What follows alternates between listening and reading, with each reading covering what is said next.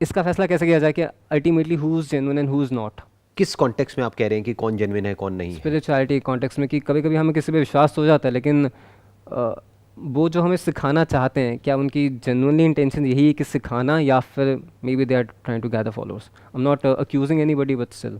ये जानने के लिए कि कौन जेन्युइन है और कौन नहीं है, ये आपको अपनी अंडरस्टैंडिंग को ही डेवलप करना पड़ेगा। कोई भी अपने मुंह से नहीं बोलेगा कि मैं जेन्युइन हूँ या मैं फेक हूँ। वो तो यही बोलेगा कि नहीं, मैं आपका भला चाहता हूँ और मैं आपको सिखाना चाहता हूँ। अब दो बातें होंगी, या तो उसकी इंटेंशन ऐसी है कि मेरे को फ़ायदा होना चाहिए, बाकी किसी को हो ना हो उससे कोई फ़र्क नहीं पड़ता, बट वो सही चीज़ सिखा रहा है, तब भी क्या बुराई है? आपको तो सीखने को मिल गया ना, आपको उससे क्या फ़र्क पड़ता है उसकी क्या इंटेंशन है क्या नहीं है। फॉर एग्जाम्पल, कोई प्रोफेसर है वो आपको पैसे लेकर के पढ़ा रहा है, कोई प्रोफेसर है वो फ्री में पढ़ा रहा है। इंपॉर्टेंट क्या है? कि हम पढ़ रहे हैं। इंपॉर्टेंट ये है कि आप पढ़ रहे हो, या इंपॉर्टेंट ये है कि वो सही पढ़ा रहा है या गलत पढ़ा रहा है? हाँ। वो जो भी आपको पढ़ा रहा है उसकी वजह से आपकी लाइफ में एक्चुअल में कोई चेंज आ रहा है या नहीं आ रहा है? तो अब सवाल उठता है, चेंज मतलब क्या? स्पिरिचुअलिटी में चेंज का मतलब क्या? जैसे रियल वर्ल्ड में तो चेंज को डिफाइन करना बड़ा आसान है कि कोई बिजनेस कोच है वो आपको कोचिंग दे रहा है, अगर उसकी वजह से आपको प्रॉफिट हो रहा है, आपकी सेल बढ़ रही है, आपका बिजनेस बढ़ रहा है, तो दैट मीन्स वो कोच अच्छा है। नहीं बढ़ रहा है तो बेकार है। अब स्पिरिचुअलिटी में इसका मतलब क्या है? स्पिरिचुअलिटी में कैसे डिसाइड करें कि कौन सही है कौन नहीं है, या किसकी बातें काम की है किसकी बातें काम की नहीं है? कि अंदर क्या चेंज आ रहा है माइंड में, क्या मैं आई बिकमिंग अ बेटर पर्सन, क्या मेरी अंडरस्टैंडिंग, मेरा पर्सपेक्टिव बेटर हो रहा है इस दुनिया के बारे में? दो तरह के लोग हैं स्पिरिचुअलिटी में। एक वो जो आपको बदलने की बात करेंगे, यानी कि आपको सरफेस लेवल पे, सुपरफिशियल लेवल पे बदलने की बात करेंगे, जिसकी वजह से आपकी थॉट प्रोसेस चेंज होगी, जिसकी वजह से आपको बेटर फील होने लग जाएगा।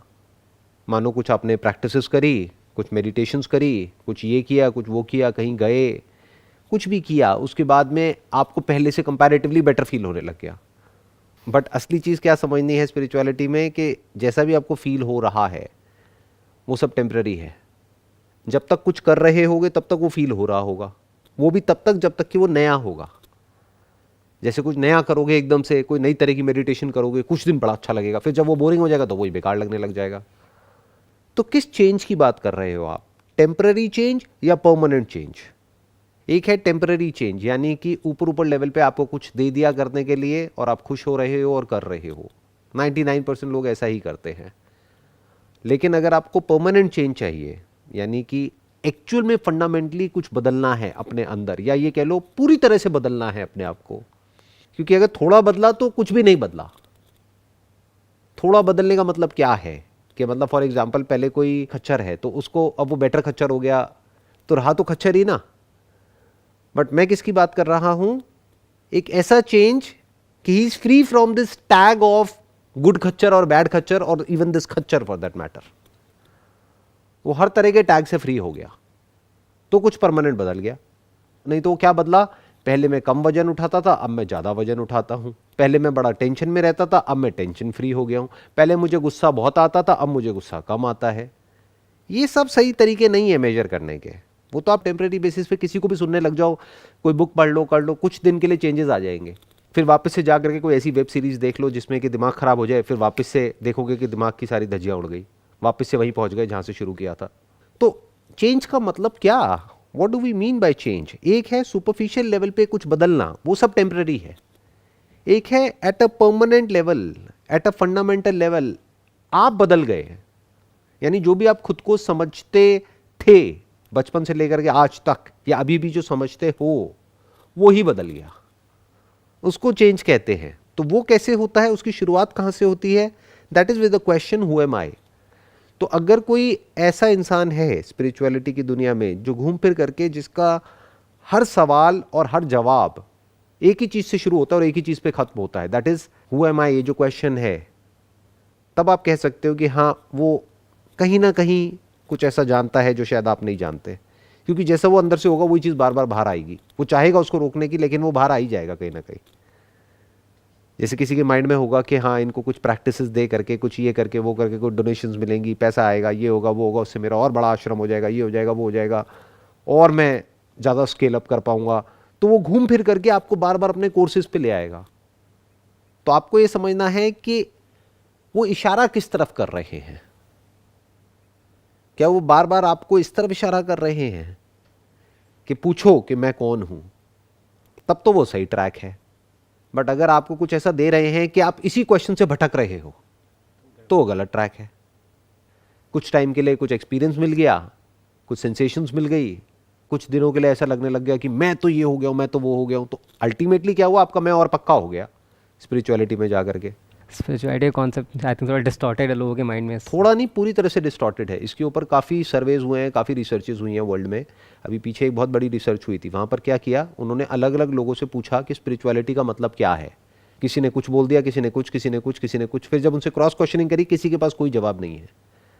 तो किसी को एक्चुअल में पता ही नहीं है स्पिरिचुअलिटी का मतलब क्या है। देखो ध्यान से इस वर्ड को समझो, स्पिरिचुअलिटी यानी स्पिरिट से रिलेटेड। Now what is spirit? The soul, not a soul, not your soul और my soul, the soul, the spirit which we call it as consciousness, awareness.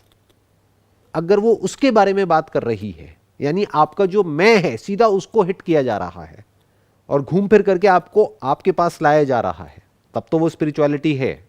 लेकिन अगर स्पिरिचुअलिटी के नाम पर आपको कुछ भी बेचा जा रहा है दुनिया में, तो वो उसका स्पिरिचुअलिटी से कोई लेना देना नहीं है। वो बेसिकली अलग ही गेम चल रही है। सबका अपना कोई ना कोई हिडन एजेंडा या हिडन कोई ना कोई प्रोपेगेंडा या कुछ ना कुछ चल रहा होता है पीछे से। तो जो उनका चल रहा होगा वही वो करने की कोशिश करें, वही वो करेंगे। जो इंसान एक्चुअल में, जिसने सच को देख लिया है, उसने इस सच को भी देख लिया है कि at the deepest level of our being, me and you are the same, we are not similar, we are same. Plus उसने इस भी सच को देख लिया है कि मेडिटेशन का भी उसमें कोई रोल नहीं है।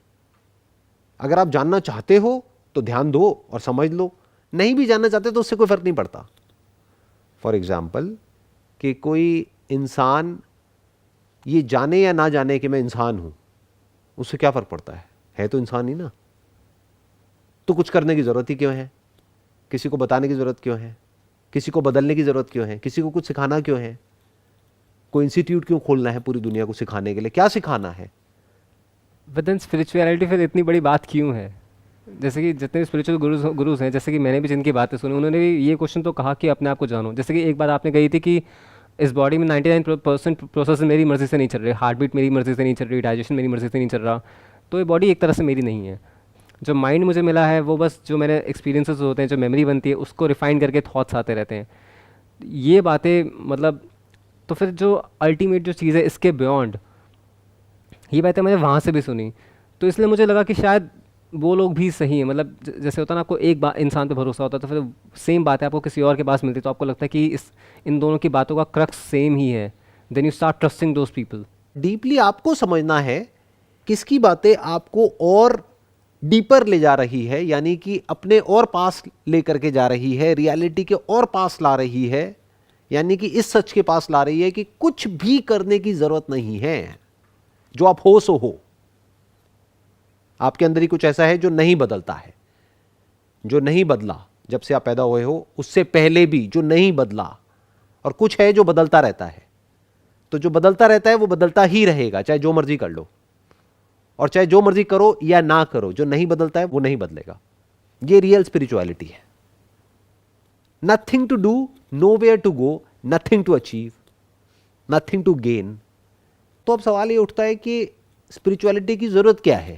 अरे ये उन लोगों के लिए है जो एक्चुअल में आप कह सकते हो जिनका साइंटिफिक माइंड है, कि जिनको इस मैं के सच तक पहुंचना है, उनके लिए है ये। लेकिन जिनको है कि मुझे कुछ पाना है स्पिरिचुअलिटी के थ्रू, कुछ मिल जाएगा, कुछ बेटर हो जाएगा, उनके लिए नहीं है ये। वो तो अभी कुछ मांग रहे हैं, उनको भटकना होगा इस पूरी दुनिया में। इसमें कुछ नहीं मिलता है। You will not get anything at the end of the day. कुछ भी नहीं बदलेगा, सब कुछ ऐसा का ऐसा रहेगा। बॉडी भी ऐसी की ऐसी रहेगी, माइंड भी ऐसा का ऐसा रहेगा, कुछ नहीं बदलेगा, कुछ नहीं मिलेगा। फिर लोग इस तरह की बातें यूँ करते हैं कि आफ्टर अटेनिंग एनलाइटनमेंट और निर्वाण और मोक्ष की एक बड़ा ब्लिसफुल फीलिंग होती है। It's the kind of ecstasy that you have inside yourself. ये बातें क्या मतलब लोगों को अट्रैक्ट करने के लिए की जाती हैं। और वो अट्रैक्ट क्यों करना चाहते हैं आपको? क्योंकि वो कहीं ना कहीं एंड तक नहीं गए हैं ना, कहीं ना कहीं अटक गए हैं जा करके। सारी लेयर्स को नहीं हटाया है। अगर पूरी लेयर्स को हटा लिया होगा और पूरी तरह से उन्होंने सच को देख लिया होगा, तो उनको समझ आ गया होगा कि एनलाइटनमेंट एक्चुअल में है क्या। अब उसके बाद में कुछ करने को नहीं रह जाता है एक्चुअल में। A person becomes like a laughing Buddha, वो हंसता रहता है बस बैठा बैठा। सर एक जैसे कि हम अगर मैं इनलाइटनिंग के कॉन्सेप्ट के बारे में ही बात करूं तो एक तरह से कह सकते हैं कि खुद को जानना कि मैं कौन हूं। ऑफ कोर्स कि हम लेयर्स हटाते जाएं तो मैं बॉडी नहीं हूं, ये जो माइंड जो चलता रहता है थॉट्स इमोशंस परसेप्शंस डिज़ायर्स, में ये भी नहीं हूं। मेरे पास ये बॉडी है तो मैं इस बॉडी के थ्रू दुनिया को एक्सपीरियंस कर रहा हूँ। तो जब मैं अपने रियल फॉर्म में हूँ तो मतलब जब मेरे पास शायद ये बॉडी नहीं थी, अगर ऐसा कोई कॉन्सेप्ट है कि इस बॉडी के पहले भी मैं था और तब मेरे पास बॉडी नहीं थी, तब मैं एक अपने रियल फॉर्म में था कॉन्शियसनेस में, तो मैं तब अपने आप को क्यों नहीं समझ सकता? मुझे एक बॉडी में आकर डिस्कवर करने की ज़रूरत क्यों है कि मैं कौन हूँ? बॉडी हो गया एक इंस्ट्रूमेंट के जैसा, राइट। बिना इंस्ट्रूमेंट के आप परसीव क्या करोगे? कोई एक्सपीरियंस हो ही नहीं सकता ना बिना बॉडी के, बिना इंस्ट्रूमेंट के। बिना शीशे के दिखेगा क्या? फॉर एग्जाम्पल आंखें नहीं है तो क्या दिख सकता है बिना आंखों के? कान नहीं है तो क्या सुनाई दे सकता है? नहीं। नाक नहीं है तो क्या स्मेल आएगी? नहीं। So what needs to be understood is कि ये जो हमारे 5 सेंसेस हैं, इनके सबके अपने अपने रोल हैं जिसके थ्रू हम इस दुनिया को परसीव करते हैं। जब परसीव करते हैं तो उसमें से कुछ एक्सपीरियंसेस हमारी ब्रेन में स्टोर हो जाते हैं। उन एक्सपीरियंसेस में से कुछ एक्सपीरियंसेस ऐसे हैं जिसके साथ में मैं जुड़ा हुआ है, और कुछ एक्सपीरियंसेस हैं जिसके साथ में तू जुड़ा हुआ है, यानी कोई और इंसान जुड़ा हुआ है, और कुछ एक्सपीरियंसेस हैं जिसके साथ में ना मैं है ना तू है, वो है। जैसे फॉर एग्जांपल ये कप, ये ना तो मैं है ना तू है, तो वो हो गया। एक्चुअल में क्या मैं है, क्या तू है और क्या वो है? क्या ये जिसको मैं बोल रहा हूं, क्या ये वो नहीं है? मतलब पानी को हम क्या कहेंगे, मैं तू या वो? वो। तो ये बॉडी पानी की तो बनी है, तो ये वो क्यों नहीं है? सही बात है। तो क्या लिविंग है, क्या नॉन लिविंग है? लिविंग नॉन लिविंग पे टिका है, और नॉन लिविंग को एग्जिस्ट करने के लिए लिविंग का होना जरूरी है। इसको बोलते हैं सिक्के के 2 पहलू, हेड और टेल। दोनों एक दूसरे के साथ में जुड़े हुए हैं, दोनों एक दूसरे पर टिके हुए हैं। ये जो यूनिवर्स है ये कॉन्शियसनेस पर टिका है, और कॉन्शियसनेस यूनिवर्स पर टिकी है। Without this universe, can we talk about consciousness? Can we talk about an experience? Without this body, where is the experience? There is no experience. तो अगर कोई कॉन्शियसनेस है या फिर कोई सुपर कॉन्शियसनेस जिसको हम कह सकते हैं, जिसने यूनिवर्स को क्रिएट किया, तो कह सकते हैं कि क्या वो खुद अलग अलग बॉडीज़ में जाकर इस दुनिया को एक्सपीरियंस की है, अपनी ही बनाई हुई दुनिया को खुद एक्सपीरियंस कर रही है? आप क्या कर रहे हो? वही गलती कर रहे हो जो ज़्यादातर लोगों ने पास में करी है। आप कह रहे हो कॉन्शियसनेस एंड सुपर कॉन्शियसनेस, आत्मा और परमात्मा, स्पेस और super space. What do we mean by that? For example आपके बॉडी के अंदर स्पेस है, आपकी बॉडी के बाहर भी स्पेस है। क्या जो बॉडी के अंदर स्पेस है क्योंकि वो स्पेस कम है तो वो छोटी स्पेस है, वो लिटिल स्पेस है, और जो बाहर स्पेस है क्योंकि वो बहुत ज्यादा है तो वो सुपर स्पेस है? बॉडी के अंदर जो पानी है वो वाटर है, और बाहर जो है वो सुपर वाटर है। What is water and super water? What is space and super space? Space is space. ऐसी कॉन्शियसनेस इज कॉन्शियसनेस। ध्यान से समझना, कॉन्शियसनेस कुछ भी नहीं करती है, कॉन्शियसनेस सिर्फ होती है। जो रियलिटी है वो होती है, वो कुछ करती नहीं है। पानी कुछ नहीं करता है, पानी लहर को नहीं बनाता है, लहरें अपने आप बनती है due to the change in conditions. तो जो भी कुछ हो रहा है यूनिवर्स में वो हो रहा है because of the laws of the universe. ये जो लॉज है इसके अकॉर्डिंग अपने आप ही चीजें होती हैं, कोई करता नहीं है। ये जो करने का कॉन्सेप्ट आ रहा है ना, ये थॉट के लेवल से आ रहा है। जानवर भी कुछ करते थोड़े ही हैं, अपने आप होता है। रिएक्ट करते रहते अपने इंस्टिंक्ट्स के अकॉर्डिंग। वो इंस्टिंक्ट्स क्या है? जो भी बायोलॉजिकली उनके अंदर फीडेड है, उनकी सेल्स में जो फीडेड है इंफॉर्मेशन, उसके हिसाब से एक्शन अपने आप हो रहा है। जब जो होना होता है वो अपने आप हो जाता है। इंसान को क्या गलतफहमी हो जाती है? मैं कर रहा हूं। यही तो इल्यूजन है, इस इल्यूजन से ही तो फ्री होना है। आप कभी भी ये नहीं बोलते कि मैं अपने बाल खुद बढ़ाता हूं, आप हमेशा ये कहते हो वो अपने आप बढ़ते हैं। तो कौन बढ़ाता है? अगर आप नहीं बढ़ाते तो आपका मैं तो नहीं बढ़ाता। Body process. बट जब आप सोचते हो और कोई डिसीजन लेते हो तब कहते हो ये मैंने किया, इस लड़की को मैंने पसंद किया और मैंने शादी के लिए हां किया। अच्छा, ऐसा लग रहा है आपको? आराम से अगर समझोगे ना और आराम से ठंडे दिमाग से अपनी माइंड की डेप्थ में जाओगे, तब आपको समझ आएगा कि एग्जैक्टली क्या हो रहा है। Everything is just happening on its own accord based upon the laws of the universe. पर सर ये लॉज ऑफ द यूनिवर्स एक लेवल पे तो एक्ट करते हैं, लेकिन जहाँ हमारे माइंड की बात आती है तो मेरी बहुत सारे जो 99% थॉट्स हैं वो अनकॉन्शियस हैं, पर वो किसी न किसी वजह से कहीं ना कहीं तो जनरेट हुए होंगे ना। तो यूनिवर्स का लॉ तो एक है लेकिन थॉट्स अलग होते हैं, तो कोई ना कोई वजह तो होगी ना उसके थॉट्स ऐसे क्यों हैं और ऐसे क्यों नहीं हैं। जो थॉट्स जनरेट हुए उसके पीछे क्या रीजन है? तो यहां से पहले तो आप अपने थॉट हटा दो और किसी और के थॉट हटा दो। थॉट होता है तो अपने आप से ये पूछो थॉट कैसे जनरेट होता है, थॉट कब जनरेट होता है, थॉट क्या है? Thought is basically a relationship between two sensations और a name given to a sensation. जैसे जानवरों के केस में क्या होता है, थॉट कैसे चलता है, उनको भी सपने आते हैं, उनमें भी REM स्लीप होती है, तो वो कैसे होता है? उनमें लैंग्वेज तो नहीं है बट साइन लैंग्वेज होती है। तो कोई तेज आवाज है तो उससे रिलेटेड उसके अंदर डर आ गया है जानवर के अंदर, और कुछ ऐसा है मानो कोई पर्टिकुलर खाने का टेस्ट अच्छा लगा है तो वो सेंसेशन हो गई, तो उसकी मेमोरी अंदर स्टोर हो गई। Like and dislike, desire and fear, इससे चीजें अंदर स्टोर हो जाती है ब्रेन में। इंसानों के केस में फर्क क्या है? सिर्फ लाइक डिसलाइक के बेस पे स्टोर नहीं होती है, सिर्फ पेन प्लेजर के बेस पे स्टोर नहीं होती है, साथ में लैंग्वेज नाम की भी एक चीज है। आप लैंग्वेज से चीजों को स्टोर करते हो और लैंग्वेज से कंट्रोल करते हो। तो यहां तक तो क्लियर है ना कि ये like dislike pain pleasure phenomena क्या है? जी जी। ये तो थॉट क्रिएट नहीं कर रहा है ना। नहीं। तो थॉट कब पैदा होता है? जब ये यूनिवर्स की शुरुआत हुई उसके बाद में एक ऐसा टाइम आया जब ये जो हमारा प्लैनेट है जिसको अर्थ बोलते हैं, ये आग का गोला था, बट फिर एक ऐसा टाइम आया when the conditions were conducive for life, तो पानी से लाइफ की शुरुआत हुई। इसीलिए और प्लैनेट्स पर जब भी हम कुछ ढूंढ रहे हैं, जो भी साइंटिस्ट ढूंढ रहे हैं, वो सबसे पहले पानी ढूंढ रहे हैं कि अगर पानी होगा तो लाइफ भी होगी।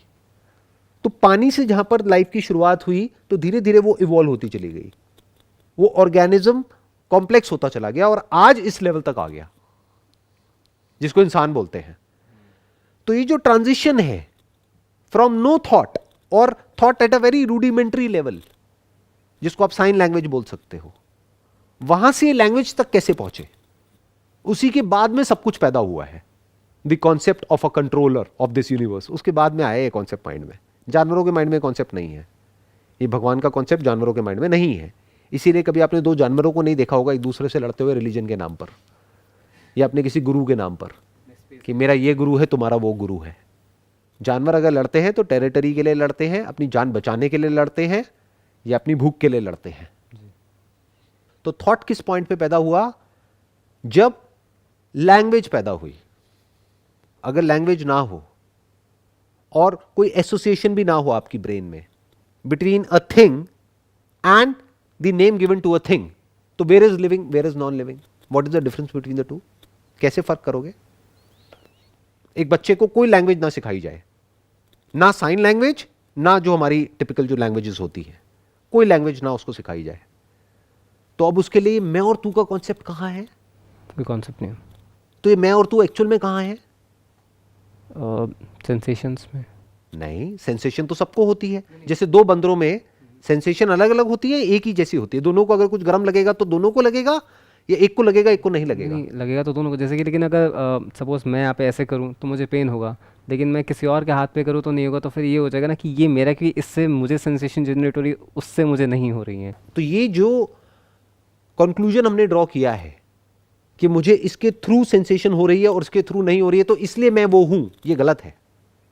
मैं एक एग्जांपल देता हूं आपको, बड़ा सिंपल सा। अब मान लो आपको एक टेलीस्कोप दिया, उसमें आपने कुछ देखा जो अपनी आंखों से नहीं दिख रहा था, यानी जो नहीं दिख रहा था वो दिखने लग गया। किसी और को दिया, अब उसको दिखने लग गया। तो अब आप क्या कहोगे, मैं वो टेलीस्कोप हूं या मैं वो माइक्रोस्कोप हूं? माइक्रोस्कोप के थ्रू क्या हुआ, कुछ ऐसा दिखा, एक ऐसी सेंसेशन हुई, एक ऐसा ऑर्गेनिज्म दिखा जो पहले नहीं दिख रहा था अपनी नेकेड आइज से, बट वो दिख गया। वो किसकी वजह से दिखा? उस माइक्रोस्कोप की वजह से दिखा। माइक्रोस्कोप ना आपका है ना किसी और का है, अभी आपने देखा उस माइक्रोस्कोप के थ्रू, थोड़ी देर बाद किसी और ने देखा।